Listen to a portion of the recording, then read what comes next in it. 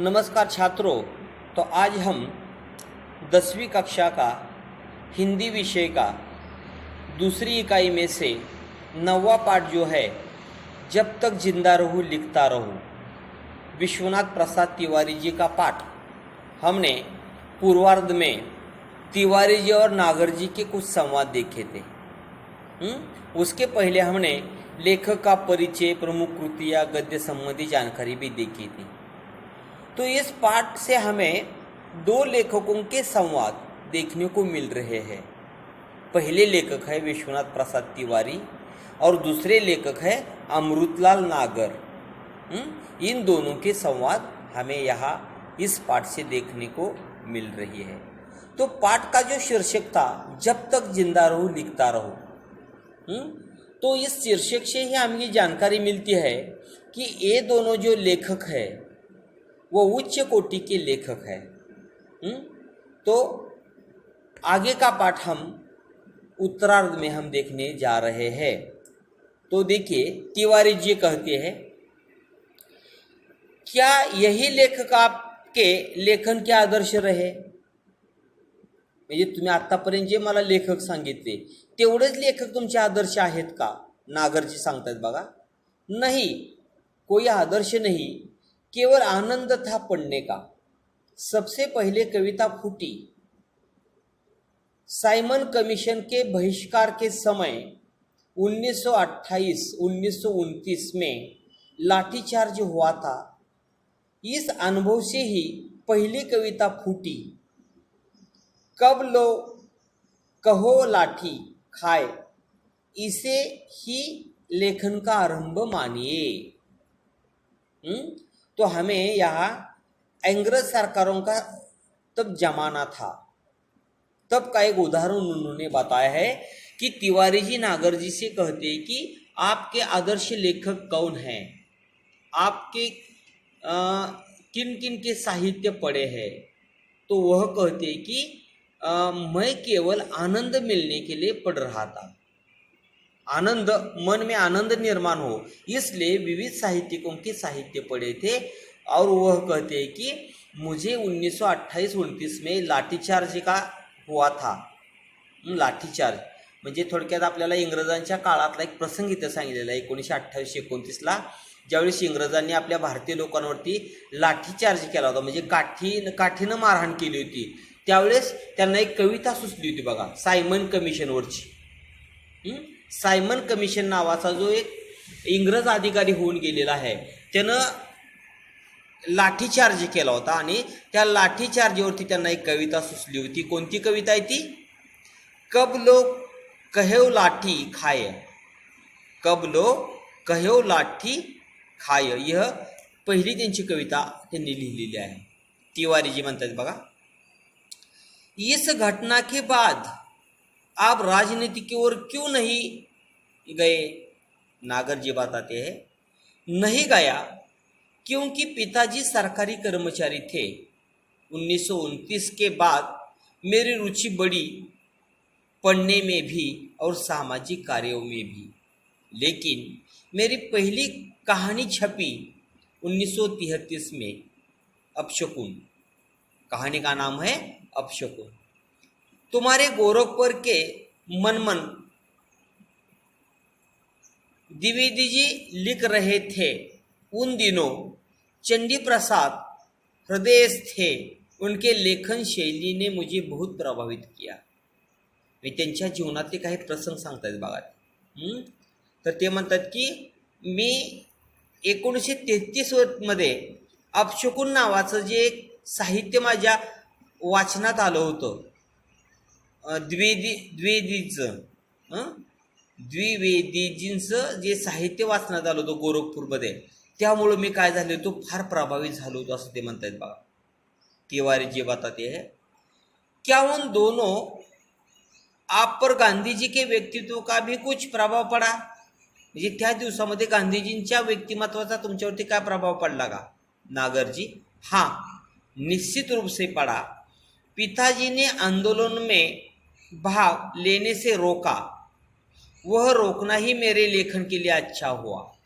तिवारी जी, आपके लेखन में गरीबों के प्रति जो कोरोना है वह किससे प्रभावित है? नागर जी बताते हैं, वह तो अपने समाज से ही उभरी थी। मेरी पहली कहानी प्रायश्चित इनका प्रमाण है। हमारे पारिवारिक संस्कार भी थे। मेरे पिताजी में एक अद्भुत गुण था, वे किसी के दुख दर्द में तुरंत पहुंचते थे। इसने मुझे बहुत प्रभावित किया। ये थोडक्यात तिवारीजी आणि नागरजी एकमेकांना तुमच्या लेखनाचा प्रारंभ, लेखन कशामुळे तुमचं वाढत गेलं, तुम्ही साहित्यिक कसे होत गेला, याबद्दल एकमेकाचे विचार ते सांगत आहेत आणि नागरजी त्याला उत्तर देत आहेत. तर प्रायश्चित नावाच्या एका कहाणीचं सुद्धा त्यांनी या ठिकाणी उदाहरण दिलेलं आहे. तिवारीजी सांगतात बघा, उस समय तो क्रांतिकारी आंदोलन भी हो रहे थे, क्या उनका भी आप पर कुछ प्रभाव पड़ा? नागरजी, उसी से तो पिताजी ने डांटा और रोका। काकोरी बम कांड हो चुका था, 1921 से आंदोलन तेज हो गए थे. म्हणजे थोडक्यात या ठिकाणी आपल्याला हे नागरजी जे साहित्यिक होऊन गेलेले आहेत, हे साहित्यिक इंग्रज आपल्या देशामध्ये राज्य करत होते त्यावेळेची उदाहरणं आहेत बा. काकोरी बॉम्ब ब्लास्ट झाला होता काकोरीला, रेल्वेचे रुळ उखडले होते बा, काकोरी कांड त्याला म्हटलं जातं बा. 1921चं आंदोलन त्यावेळेस फार प्रभावित झालं होतं आणि नागरजी म्हणतात, माझ्या वडिलांनी मला या आंदोलनामध्ये सहभागी व्हायला नकार दिला होता, म्हणून तुम्ही साहित्यिक झालो असं ते म्हणतात बघा. तिवारी जी, क्या सामाजिक आंदोलनों जैसे आर्य समाज का भी आप पर कुछ प्रभाव पड़ा? नागर जी, आरंभिक असर है थोड़ा जरूर. मेरे पिताजी में एक अच्छी बात थी कि उन्होंने मुझे सामाजिक आंदोलनों में जाने से कभी नहीं रोका. जवाहरलाल नेहरू से मेरी भेंट 1933 में हुई. उनकी माँ मेडिकल कॉलेज में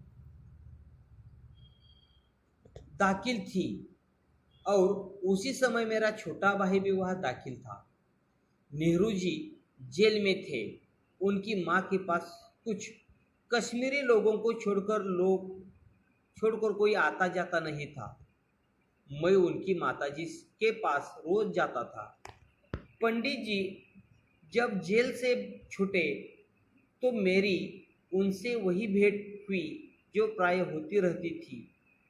उसने खूप बातें होती थी हर तरह की. म्हणजे या ठिकाणी आपल्याला नागरजींनी पंडित जवाहरलाल नेहरूंचे सुद्धा उदाहरण एक सांगितलेलं आहे. आणि पंडित जवाहरलाल नेहरूंची त्यांची ओळख कुठं झाली तर 1933 काय झालं होतं, पंडित जवाहरलाल नेहरूंची आई एका दवाखान्यामध्ये होती आणि त्यावेळेस पंडित जवाहरलाल नेहरू हे तुरुंगात होते आणि त्यावेळेस त्यांच्याजवळ कोणच जात नव्हतं त्यांच्या आईची देखभाल पाहायला. काही काश्मीरी लोक फक्त जायचे आणि त्यावेळेस नागरजी म्हणतात, मी त्यांची देखभाल करायला जात होतो आणि ज्यावेळेस पंडित जवाहरलाल नेहरू जेलमधून बाहेर आले त्यावेळेस त्यांच्याशी माझं बोलणं झालेलं होतं. तिवारी जी, आपका पहला उपन्यास कौन सा है? नागर जी, पहला उपन्यास लिखा 1944 में, महाकाल, जो छपा 1946 में. बंगाल से लौटकर इसे लिखा था. म्हणजे पहिला उपन्यास त्यांचा आहे महाकाल नावाचा. 1944ला लिहिला त्यांनी आणि 1946ला त्यांनी तो छापलेला आहे. तिवारी जी, क्या यही बाद में भूख नाम से प्रकाशित हुआ? नागर जी, हाँ. तिवारी जी, नागर जी, आप अपने समय के और कौन कौन से लेखकों के संपर्क प्रभाव में रहे? थोडक्यात या ठिकाणी आपल्याला महाकाल नावाचा जो त्यांचा उपन्यास होता तो भूक नामानं परत प्रकाशित झाला होता आणि तिवारीजी नागरजीला विचारतायत, त्यावेळेस तुम्ही अजून कोणत्या कोणत्या लेखकांच्या संपर्कात आला होता किंवा कोणत्या कोणत्या लेखकांमुळे तुम्ही प्रभावित झाला होता आणि त्यामुळं तुम्ही एक त्या उच्च कोटीचे लेखक बनलेला होता. याबद्दल आपल्याला या ठिकाणी पान नंबर 83 पर्यंत बरेच विचार या ठिकाणी आपल्याला दोन लेखकांमधले आपले पाहायला मिळालेले आहेत. म्हणजे आज आत्तापर्यंत आपण 2 पाठ पाहिले. दुसऱ्या पाठामध्ये पान नंबर 83 पर्यंत आपण तिवारीजी आणि नागरजींचे संवाद ऐकत आपण आलेलो आहोत। थोडक्यात या दोन लेखकाच्या माध्यमातून आपल्या लक्षात येतंय की त्यावेळीचे साहित्यिक कसे होते, देश सेवा त्यांची त्या साहित्यामधून कशी होत होती आणि त्यावेळेचं आपल्या देशाचं वातावरण कसं होतं, कोणकोणते नेते कोणकोणते साहित्यिक पुढे आले आणि देशाला स्वातंत्र्य मिळवून देण्यासाठी त्यांनी साहित्याच्या रूपानं कसे प्रयत्न केले, या बऱ्याचशा गोष्टींचा उहापोह या पाठामधून आपल्याला पाहायला मिळालेला आहे। तर हा दुसरा पाठ आपण या ठिकाणी थांबवतोय। राहिलेल्या पाठामध्ये आपण उर्वरित भाग आपण घेणार आहोत।